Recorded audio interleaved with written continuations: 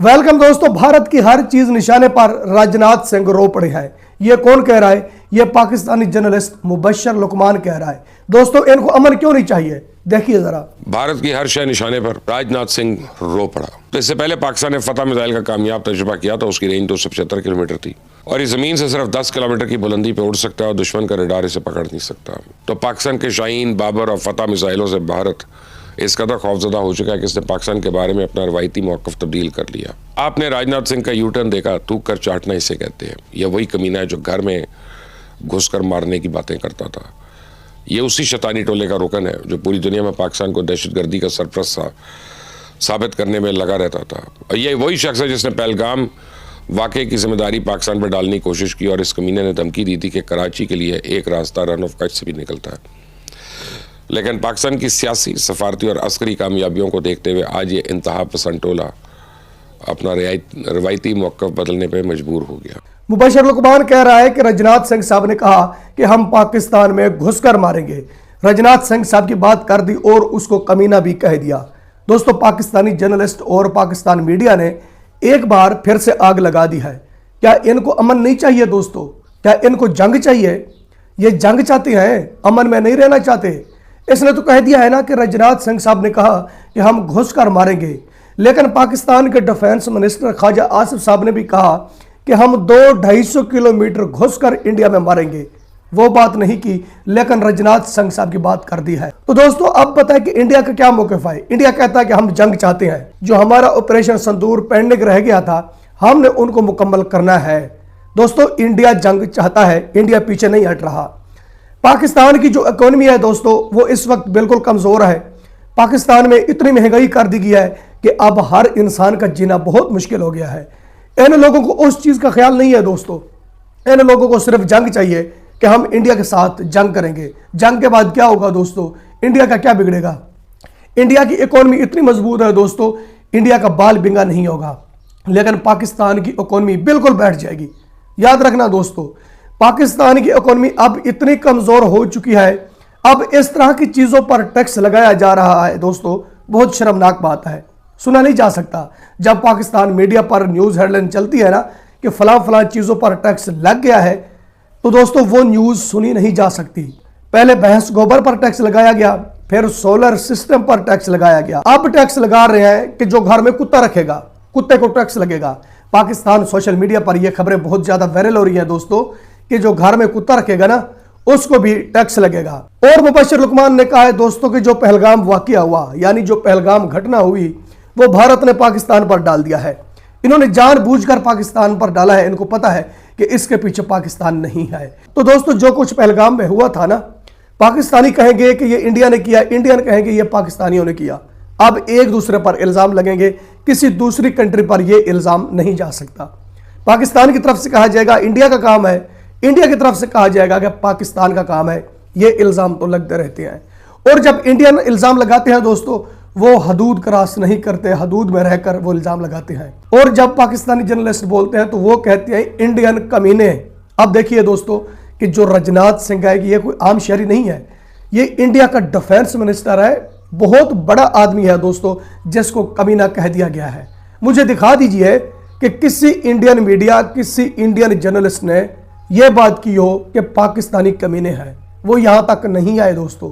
और इसने कहा है कि यह मोदी के दलाल है। और भाई, मोदी के दलाल कैसे ना बने? ये दलाल लफ्ज इस्तेमाल करना आपके लिए अच्छा नहीं है। पहली बात यह है कि आपने कहा है कि वो दलाल है, यह नहीं बात करनी चाहिए। अगर तुम कह रही हो कि वो दलाल है, वो मोदी के दलाल ना बने तो किसके बने?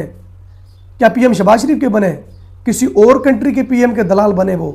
वो जिस कंट्री के हैं, जिस कंट्री का वो डिफेंस मिनिस्टर है, वो उसी का दलाल बनेगा, उसी का बनकर रहेगा। क्या आपका सिस्टम काम नहीं करता? क्या आप जानबूझकर करते हो? आप सनसनी फैलाने की कोशिश करते हो? क्योंकि ये जो जंग और ये जो सनसनी है ना, ये जो दंगे फसाद है, सिर्फ आपकी रोजी रोटी भी यही है। तो दोस्तों, इसके अलावा पाकिस्तान PMLN के लोग पाकिस्तान और दिल्ली के दरमियान ये रास्ते की पमेश कर रहे हैं कि हम जब दिल्ली के ऊपर मिसाइल फेंकेंगे तो हमारा मिसाइल कहां जाएगा? सीधा दिल्ली पर जाकर लगेगा या आसपास जाकर लगेगा? पाकिस्तान सोशल मीडिया पर एक दूसरे के साथ लगे हुए हैं दोस्तों। एक बंदे ने सोशल मीडिया पर लिखा है कि लाहौर से दिल्ली 409 किलोमीटर है और जो अब्दाली मिसाइल की रेंज है ये 450 किलोमीटर की है।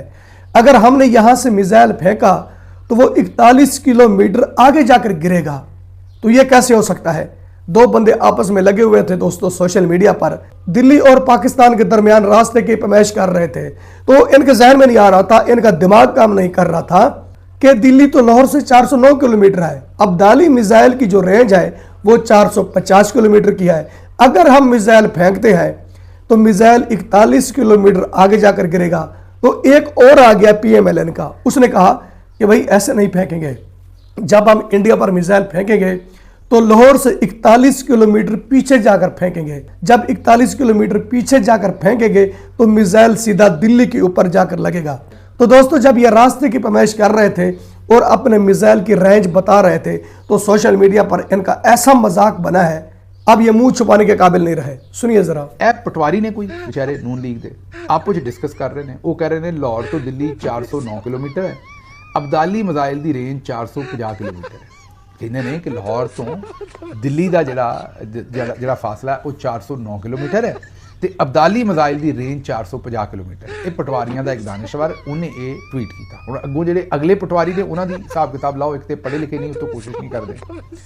ਉਹਨੇ ਅਗਲੇ ਪਟਵਾਰੀ ਨੇ ਕਿਹਾ ਕਿ ਭਾਈ ਜੀ ਫਿਰ ਤੇ ਇੰਜ ਹੋਏਗਾ ਕਿ ਅਗਰ ਇਹ ਚਲਾ ਦਿੱਤਾ ਮਿਜ਼ਾਈਲ, ਕਿਉਂਕਿ ਇਹ ਤਕਰੀਬਨ ਕੋਈ ਉਹਨਾਂ ਨੇ ਕਿਹਾ ਕਿ 41 ਕਿਲੋਮੀਟਰ ਦਾ ਫਰਕ ਹੈ, ਮੀਨ ਮਿਜ਼ਾਈਲ ਦੀ ਰੇਂਜ 41 ਕਿਲੋਮੀਟਰ ਜ਼ਿਆਦਾ ਹੈ। ਤਾਂ ਉਹਨਾਂ ਨੇ ਕਿਹਾ ਫਿਰ ਚਲਾ ਦਿੱਤਾ ਤੇ ਇਹਦਾ ਫਾਇਦਾ ਕੀ ਹੋਇਆ? ਇਹ ਤੇ 41 ਕਿਲੋਮੀਟਰ ਜਿਹੜਾ ਉਹ ਅੱਗੇ ਚਲਾ ਜਾਏਗਾ। ਉਹਨਾਂ ਨੇ ਕਿਹਾ ਕਿ ਇਹਦੀ ਰੇਂਜ ਜਿਹੜੀ ਹੈ ਉਹ 450 ਕਿਲੋਮੀਟਰ ਹੈ, ਦਿੱਲੀ 409 ਕਿਲੋਮੀਟਰ ਹੈ ਤੇ ਇਹ ਤੇ 41 ਕਿਲੋਮੀਟਰ ਅੱਗੇ ਜਾ ਕੇ ਡਿੱਗੇਗਾ ਤੇ ਸਾਨੂੰ ਤਾਂ ਕੋਈ ਫਾਇਦਾ ਹੀ ਨਾ ਹੋਇਆ। ਇੱਕ ਹੋਰ ਪਟਵਾਰੀ ਆਇਆ, ਉਹਨੇ ਕਿਹਾ ਨਹੀਂ ਇਸ ਤਰ੍ਹਾਂ ਨਹੀਂ ਕਮਲਿਓ, ਲਾਹੌਰ ਤੋਂ 41 ਕਿਲੋਮੀਟਰ ਪਿੱਛੇ ਲੈ ਜਾ ਕੇ ਚਲਾਵਾਂਗੇ, ਫਿਰ ਸਿੱਧਾ ਜਾ ਕੇ ਉੱਥੇ ਵੱਜੇਗਾ। ਕੌਣ ਲੋਗ ਹੋ ਤੁਸੀਂ? ਇੱਕ ਤੇ ਪੜ੍ਹੇ ਲਿਖੇ ਨਹੀਂ, ਉੱਤੋਂ ਇਹ ਕੋਸ਼ਿਸ਼ ਨਹੀਂ ਕਰਦੇ। ਇਹ ਹਾਲਤ ਜੇ ਨੂਨ ਲੀਗ ਵਾਲਿਆਂ ਦੀ। ਉਹਨੇ ਕਿਹਾ ਨਹੀਂ ਅਸੀਂ ਪਿੱਛੋਂ ਚਲਾ ਲਾਂਗੇ, ਅਸੀਂ ਪਿੱਛੋਂ ਰੱਖ ਕੇ ਚਲਾਵਾਂਗੇ 41 ਕਿਲੋਮੀਟਰ ਤੇ ਫਿਰ ਉਹ ਸਿੱਧਾ ਜਾ ਕੇ ਜਿਹੜਾ ਉਹ ਦਿੱਲੀ ਵੱਜੇਗਾ।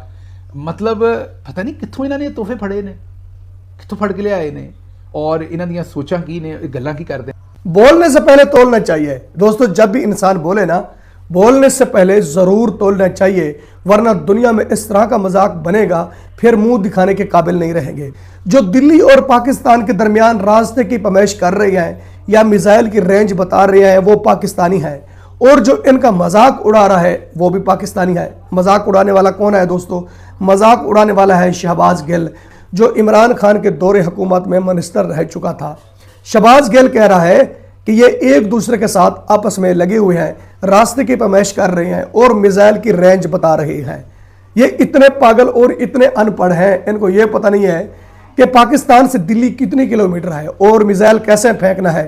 अब ये एक दूसरे के साथ लगे हुए हैं और तीसरी तरफ तीसरा आ जाता है, वो कहता है कि भाई ऐसा नहीं करना, लाहौर से पीछे जाकर मिसाइल फेंकना है।